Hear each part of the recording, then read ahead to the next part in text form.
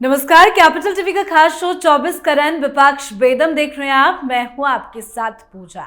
संसद के मॉनसून सत्र का आगाज आज से हो गया है। कल बजट पेश होना है, पर विपक्ष अपनी हरकतों से बाज आता नजर नहीं आ रहा है। आज पहले ही दिन संसद में विपक्ष ने जमकर बवाल काटा। नीट विवाद को लेकर जमकर हंगामा हुआ। राहुल गांधी, अखिलेश यादव ने मोदी सरकार के खिलाफ हमला बोला। राहुल गांधी ने तो देश के एग्जामिनेशन सिस्टम को फ्रॉड ही बता दिया। तो संसद में विपक्ष का हंगामा, इस पर आज चर्चा करेंगे। तो वहीं आज सोनिया गांधी के आवास पर हुई बजट से पहले कांग्रेस संसदीय दल की बैठक को लेकर भी अपडेट आपको देंगे। साथ ही बात लालू प्रसाद यादव की भी होगी, क्योंकि लालू यादव ने एनडीए में फूट डालने की कोशिश कर दी है। लालू यादव ने निशाना साधते हुए कहा है कि नीतीश कुमार ने कहा था कि वो बिहार को विशेष राज्य का दर्जा दिलाएंगे, जो कर नहीं पाए। अब नीतीश कुमार को इस्तीफा दे देना चाहिए। तो आज इन मुद्दों पे चर्चा करेंगे। चर्चा के लिए मेरे साथ स्टूडियो में मौजूद हैं कैपिटल टीवी के editor in chief doctor Manish Kumar, executive editor Rajiv ji. Sir, आप दोनों का बहुत बहुत स्वागत है। धन्यवाद। आज से संसद सत्र की शुरुआत हो गई है, कल बजट पेश होना है, लेकिन आज जो विपक्ष का रवैया नजर आया, क्या विपक्ष नहीं सुधरेगा? देखिए, विपक्ष के रवैये के ऊपर तो पहले से ही सवाल उठ रहे हैं। प्रधानमंत्री मोदी ने आज सवेरे सवेरे बहुत ही नाराजगी के साथ ये कहा कि जिस तरीके से आप जो है जनता के वर्डिक्ट का निरादर कर रहे हो वो उचित नहीं है।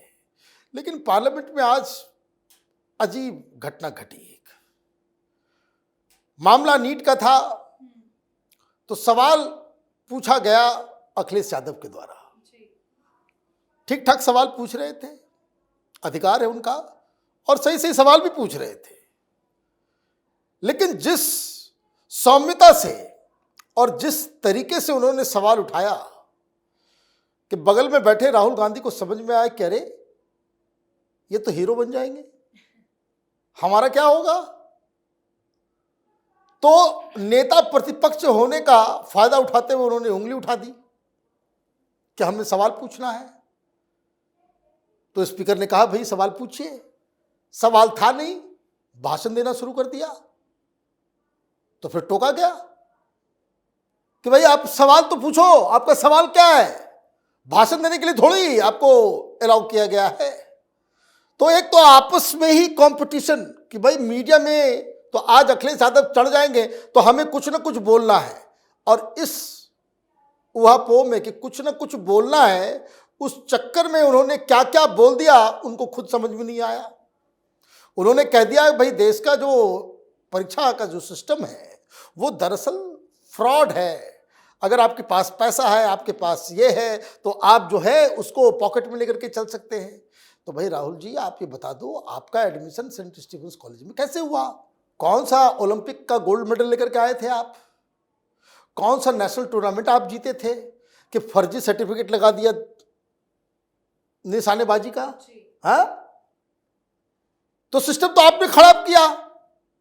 लेकिन सिर्फ यही नहीं, आप देखिए कि किस लिहाज से, किस तरीके से राहुल गांधी की बातचीत करने का तरीका है। वो कहते हुए बिगड़ैल शहजादा। भाई मंत्री हैं, कोई जीत के आए हैं, उसको आप कह रहे हो कि भाई इनको तो कुछ मालूम ही नहीं देश में क्या चल रहा है, बहुत ज्यादा आपको ज्ञान हो गया है। भाई क्या हो रहा है, नहीं हो रहा है, कम से कम जब वो भाषण दे रहे थे उससे पहले ट्विटर देख लिया होता। एक्स पे आ रहा था लगातार commentary chief justice of India का। चीफ जस्टिस वहां सुप्रीम कोर्ट के अंदर कह रहे हैं कि सिर्फ एक दो जगह ही पेपर लीक का मामला आया है, पूरा देशव्यापी इतना बड़ा नहीं आया है। तो एक तो आपने बता दिया कि आप सुधरने वाले नहीं, आप गाली गलौज और सड़क छाप किस्म का लॉजिक और सड़क छाप किस्म की भाषा का आप इस्तेमाल करोगे। वो तो प्रधान साहब हैं, बड़े सौम्य किस्म के व्यक्ति, उन्होंने उसी भाषा में, उसी अंदाज में जवाब नहीं दिया। कोई दूसरा मंत्री होता तो आज जो है राहुल गांधी को बहुत कुछ कहा जा सकता था, लेकिन उन्होंने बस इतना कह के अपनी मर्यादा को बरकरार रखा कि मैं जिस जगह से आता हूं, वहाँ की हमारी संस्कृति, वहाँ की जो मर्यादा है उसका मैं पालन कर रहा हूं, मुझे किसी से सर्टिफिकेट लेने की जरूरत नहीं है। कल तक हिंदुस्तान क्या है नहीं है वो सीखने के लिए भटक रहे थे, और आज अचानक से ज्ञानी बाबा हो गए हैं। वो बस इसलिए क्योंकि अखिलेश यादव जो है वो चमक रहे थे उनको धूमिल करने के लिए राहुल गांधी ने ये इंटरवेंशन बिल्कुल। और धर्मेंद्र प्रधान ने ये भी कहा कि चिल्लाने से सही और गलत का पता सही नहीं बात लगाया जा सकता। लेकिन सर, विरोध करना हर किसी का हक है, लेकिन जिस तरह से राहुल गांधी ये कुछ भी बोल देते हैं, कहीं ये भारी ना पड़ जाए। देखिए, ये अभी राहुल गांधी की परेशानी कुछ और है।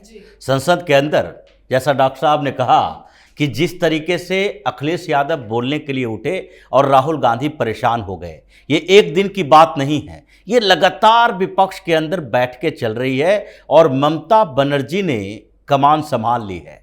राहुल गांधी अलग थलग पड़ गए हैं और इन लोगों ने तय कर लिया है कि राहुल गांधी कांग्रेस के नेता होंगे, विपक्ष के नेता नहीं है। अगर नेता प्रतिपक्ष बना दिया गया, इसका मतलब ये ना समझें कि पूरे विपक्ष के नेता के तौर पर राहुल गांधी को मान्यता मिल गई। ये ममता बनर्जी ने जो शहीदी दिवस मनाया, उसमें अखिलेश यादव को इनवाइट किया गया, यहां तक कि उद्धव ठाकरे को इनवाइट किया गया, तेजस्वी यादव को इनवाइट किया गया, क्या राहुल गांधी को इनवाइट किया गया? जबकि राहुल गांधी को यह समझना चाहिए कि ममता बनर्जी जो शहीदी दिवस मना रही है, वो शहीद हुआ कौन था? कांग्रेस का कार्यकर्ता। उस समय ममता बनर्जी कांग्रेस की युवा लीडर थी और इसलिए उस समय कम्युनिस्टों की सरकार थी, कम्युनिस्ट पार्टी की सरकार ने गोलियां चलवाई थी। तो ये कांग्रेस अपने मुद्दे उठाकर ममता बनर्जी की झोली में तो दे दी, लेकिन फिर ममता बनर्जी अभी क्या कर रही हैं? राहुल गांधी की औकात बता रही हैं। अखिलेश यादव से यह बात हुई है कि आपके कारण राहुल गांधी उत्तर प्रदेश में 6 सीटें जीत पाए हैं, आपके कारण। और यह बात मानकर चलो कि हम लोग अगर साथ नहीं देंगे तो हम लोगों के राज्यों में एक मुसलमान कांग्रेस को वोट नहीं देगा। हमने कांग्रेस की औकात बता दी पश्चिम बंगाल में। और अगर ये लोग राजद के साथ गठबंधन में नहीं रहेगा, 2 वोट नहीं मिलेगा मुसलमानों का बिहार के अंदर। उसी तरीके से उत्तर प्रदेश में आप पिछले चुनावों को देखिए और एनालाइज कीजिए और समझिए कि कांग्रेस को आप पुनर्जीवित कर रहे हैं या कांग्रेस के सहारे आप कुछ अच्छा कर रहे हैं। आगे कांग्रेस बढ़ेगी तो फिर आपसे ही आपके वोट को खींचेगी। भारतीय जनता पार्टी का वोट कांग्रेस को नहीं जाने वाला है। कितने भी भारतीय जनता पार्टी के कैडर के बीच नाराजगी हो जाए, वो लोग कांग्रेस को वोट नहीं देंगे, लेकिन हमारे बीच का वोट, एक बार राहुल गांधी ऊपर बढ़े, एक बार कांग्रेस मजबूत हुई, सारे मुसलमान फिर कांग्रेस के पीछे चलेगा, हम लोग खाली हाथ रह जाएंगे। यह स्ट्रेटजी ममता बनर्जी बता रही है। उद्धव ठाकरे हो या शरद पवार हो या फिर अखिलेश यादव और तेजस्वी यादव हो, इन सब लोगों को ये कह रहा है कि देखो, हम लोग 200 से ज्यादा सीटों पर हैं और कांग्रेस जिन राज्यों में भारतीय जनता पार्टी से मुकाबला कर रही है, वहां शून्य पर आउट होगी, 10-5 सीटें लाती है। इसलिए हम लोग इसका बैसाखी न बने रहें और अब इसको अलग थलग करें। कांग्रेस के अंदर इस बात की चर्चा है। इसलिए आप देखिए कि एक दिन के बाद सर्वदलीय बैठक में ये लोग अलग अलग मुद्दे उठाए और एक दिन के बाद एक दिन का सेशन शुरू हो गया तो शाम में कांग्रेस पार्लियामेंट्री कमेटी की बैठक चल रही है। इनके नेता मिलजुल कर रणनीति तय कर रहे हैं कि आगे क्या करेंगे हम संसद के अंदर। ये पूरे इंडी गठबंधन की मीटिंग नहीं है। बिल्कुल, कांग्रेस पार्लियामेंट्री कमेटी की बैठक में क्या हुआ है वो आपसे आगे समझेंगे। लेकिन सर, आज लालू प्रसाद यादव का एक बयान सामने आया। उन्होंने कहा कि नीतीश कुमार ने ये वादा किया था कि बिहार को स्पेशल स्टेटस दिलाएंगे, लेकिन वो कर नहीं पा रहे हैं, तो अब उनको इस्तीफा दे देना चाहिए। पहले तो लालू प्रसाद यादव को जेल में जाकर रहना चाहिए।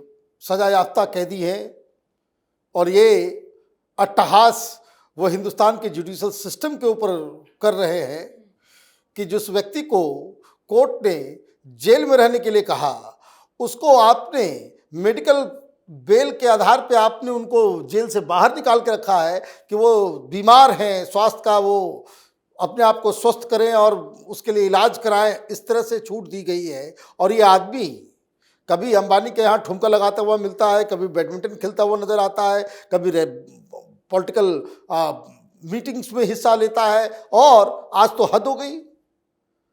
मतलब एक सजा याफ्ता व्यक्ति, एक घोटालेबाज, वो नीतीश कुमार को कह रहा है भाई इस्तीफा दो, और मीडिया वाले इसको चला भी रहे। ये अजीब कहानी है इस देश की।